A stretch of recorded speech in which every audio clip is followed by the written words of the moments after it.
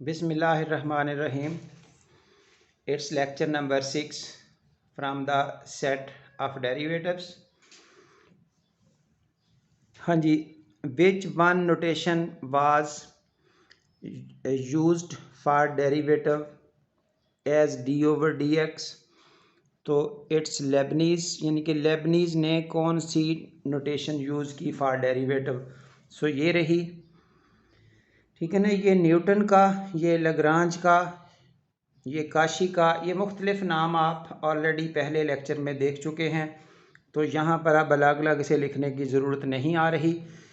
अंदाज़ा आपको हो जाना चाहिए कि क्वेश्चन ये किस तरह से पूछा जा रहा है।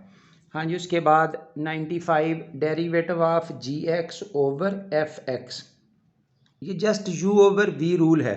नीचे वाले का नीचे स्केयर हो गया, नीचे वाला एज इट इज़ डेरिवेटिव ऊपर वाले का जो कि g डैश लिखा, माइनस फिर ऊपर वाला नंबर डेरिवेटिव नीचे वाले का।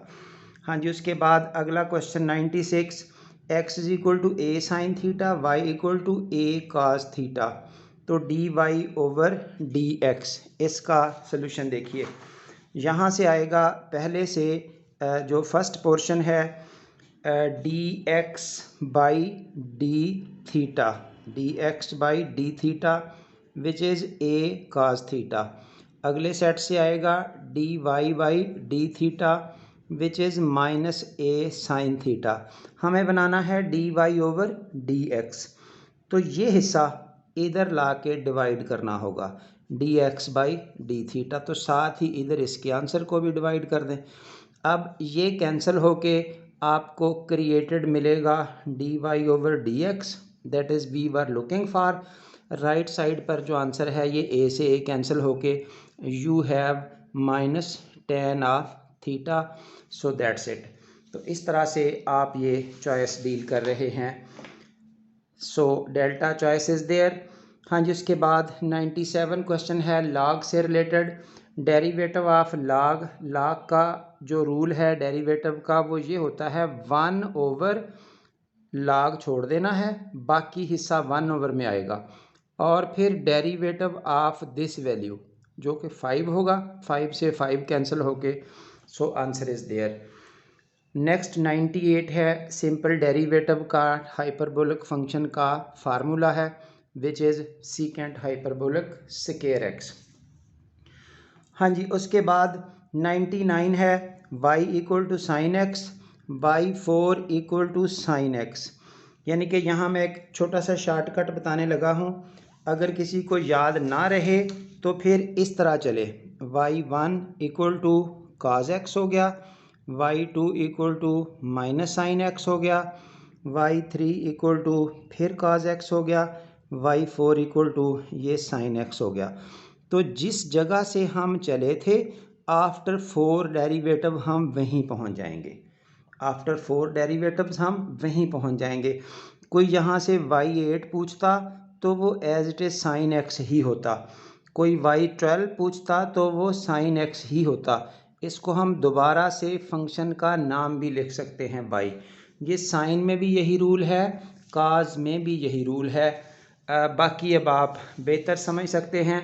और अगर कोई यहाँ साइन ऑफ ए नंबर होता इस जगह, तो ये ए की वो पावर लग जाती जिस नंबर का आपसे डेरिवेटिव पूछा जा रहा है।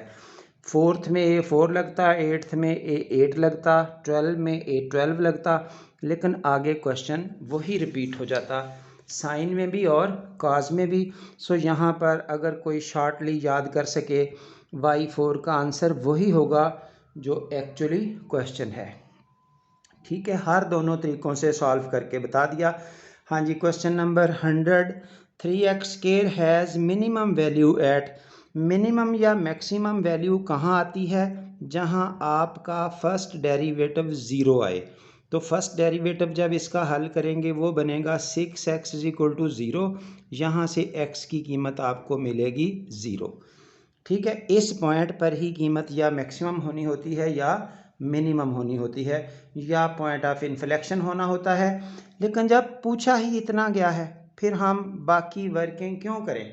जो एक्स्ट्रा वर्किंग रह जाती है, सिर्फ वो नंबर बता दें एफ डैश को 0 के बराबर रख के जो बना। हाँ जी, जब यहाँ 101 नंबर क्वेश्चन, जब एक साइड पर वेरिएबल क्वांटिटी हो तो उस वक्त कितनी दफ़ा बात हो चुकी है, इसको नीचे से ऊपर शिफ्ट करके आप ऐसे लिख लिया करें। जब ऐसे लिखेंगे तो अब आपको बड़ा आसान होता है इस पर यूं डेरिवेटिव का फार्मूला अप्लाई करना। माइनस बाहर आता है, उसकी पावर एक लेस हो जाती है, फिर पावर के अंदर वाले हिस्से का डेरिवेटिव आता है जो कि बन के हो जाएगा जी डैश ओवर, ये नीचे शिफ्ट होके जी एक्स का स्केयर हो जाएगा, ये नेगेटिव का साइन इधर बचा। हाँ जी, आगे बढ़ते हुए डेरिवेटिव ऑफ दिस अगर याद हो, जो थोड़ी देर पहले हम पिछले लेक्चर में डील भी कर चुके हैं। आम तौर पे यही होता है कि एग्ज़ामिनर पुराने पेपर्स के क्वेश्चन उठाते हैं। ये देखिए, यहाँ पूछ लिया था ना, जब ये लेक्चर पिछला स्टार्ट किया तो पहला क्वेश्चन ये था, इसका डेरिवेटिव इसके रिस्पेक्ट, अब सिर्फ इतने का पूछ लिया है। ठीक है, ऐसे ही क्वेश्चन उठाए जाते हैं पुराने पेपर्स में से, लेकिन बच्चे की सोच बस थोड़ी सी ठीक हो जाए। 9 बाहर आ गया, 9 बाहर आ गया, एक्स क्यूब प्लस 1 की पावर पहले से एक लेस हो गई और बाद में डेरिवेटिव लिखा गया जो हिस्सा पावर के अंदर है उसका। अब पावर के अंदर वाले का डेरिवेटिव 3x स्क्वायर होगा, तो वो जब 3x स्क्वायर साथ लिखेंगे आपको ये हिस्सा आंसर चॉइस में नज़र आ जाएगा। हाँ जी, उसके बाद 1 ओवर दिस रूट, यहाँ पर भी वही हालात हैं।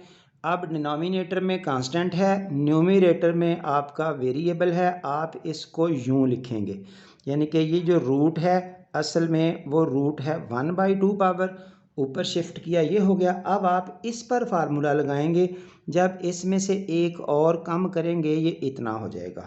ठीक है, और जब ये ऐसा हो जाएगा तो यहाँ से 1/2 वो नीचे जाके x की +3/2 हो जाएगा। ये जो +3/2 है वो देखिए अजीबोगरीब सिचुएशन इख्तियार कर लेता है, 1 × 1/2, और इस 1/2 को फिर हम दोबारा से यूं रूट लिख देते हैं। तो इस तरह से ये लिखना आना चाहिए आपको हर तरीके से। वही स्टेटमेंट जो 3/2 पावर है वो 1 और 1/2 को इकट्ठा करके बनती है, 1/2 आपका रूट का सिंबल क्रिएट कर देता है। तो इस तरह से इन चीज़ों का ध्यान रहे। हाँ जी, f(x) = अगला क्वेश्चन आ रहा है cos x f dash of π/2। ये यानी कि इतना की काम है। देखिए, जो मेरे वर्ड्स आ रहे हैं ना कि बार बार एग्जामिनर वही क्वेश्चन उठाते हैं, उन्हीं से थोड़ी सी अमेंडमेंट करते हैं। ये देखिए, अभी पीछे पेपर में आया हुआ है ये f(x) = cos x, क्या पूछा f डैश पाई, तो हमने डैश निकाल के इसकी जगह पाई लगा दिया। अब क्या पूछ लिया यहाँ पर f डैश π/2, तो बहुत बड़ा पहाड़ है, तो अब आपने क्या लगाना है यहाँ पर पाई की बजाय π/2, तो π/2 का साइन जो होता है वो माइनस, ये 1 आ जाएगा, ये वाला माइनस का साइन आपका इधर आ गया। तो इस तरह से ये आपका हो गया इस क्वेश्चन के लिए सोल्यूशन -1। चलिए जी, अब 105 क्वेश्चन f(x) + h, ये है f(x). f(x) कैसे बन सकता है? अगर हम इस h की जगह पर 0 लगा दें। अगर h की जगह 0 लगाएंगे तो लेफ़्ट हैंड साइड पे आपको f(x) मिल जाएगा जो हमारी रिक्वायरमेंट है, तो राइट साइड पर भी वही काम होगा, h की जगह पर 0, तो you have cos x। So that's all, answer choice अब आपके सामने आ रहा है, दैट इज़ cos x। चलिए जी, और आगे बढ़िए, f(x) = c f डैश 1, ज़रा ध्यान रखना है, f डैश ऑफ x क्या बनेगा 0, f डैश ऑफ x 0। अब f डैश एट 1 पूछा है ना, आपने इस x की जगह 1 लगाना है। जब इस x की जगह 1 लगाएंगे, लेफ़्ट साइड तो बन गई f डैश 1, राइट साइड पर x की जगह लगाना है 1, वो तो x है ही नहीं, तो इसलिए आंसर चॉइस आपके पास वही रहा 0। सो डेरिवेटिव ऑफ दिस पार्ट कैसे किया जाएगा? पहले पावर फार्मूला, ये देखिए 5 पावर बाहर आ गई और इस ग्रुप की पावर पहले से एक लेस हो गई। बाद में डेरिवेटिव किस चीज़ का साथ आना है? जो हिस्सा पावर के अंदर है। अब ये तो साइड पे हो गया, जिस जगह भी मौजूद होगा आना ही आना है।